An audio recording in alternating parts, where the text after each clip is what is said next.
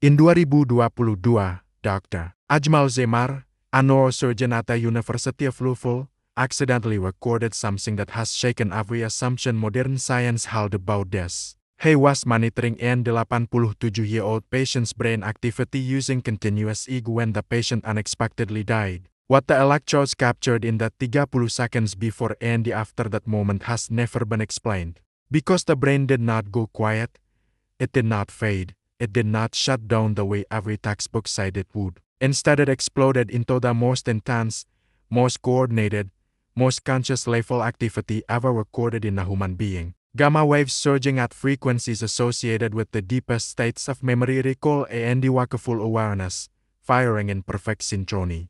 The neuroscientist watching the monitor said the brain was orchestrating the whole ordeal, as if it knew exactly what was happening. Stop right, sir, because what you just heard is a peer-reviewed finding published in Frontiers in Aging Neuroscience. It raises a question neuroscience cannot answer, but Islam answered 1,4 years ago. Where does that consciousness go? The moment your heart stops, oxygenated blood flow cuts off. In those first seconds, something the Paris Brain Institute calls the wave of death begins. Not a shutdown but a cascade, a massive release of glutamate flooding the brain's neural pathways, gamma and beta waves surging simultaneously. The region linked to consciousness, dreaming, and the out-of-body perception lights up like it has never lit up during life. Dr. Jimo Borjigin says the brain near death is not giving up.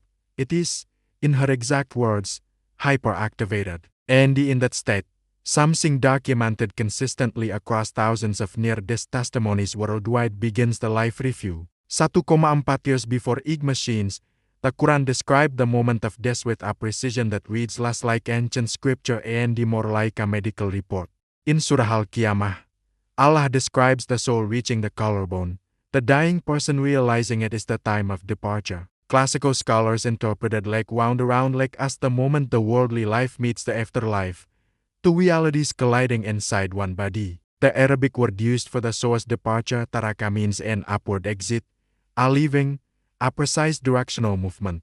What neuroscience is recording as the gamma wave surge and the final consciousness peak, Islam described as the soul's moment of departure. Dr. Samparnya says people resuscitated report reliving every interaction they ever had from both their own perspective and the perspective of others. In Surah Zalzalah, the final verses state whoever does an atom's weight of good will see it, and whoever does an atom's weight of evil will see it.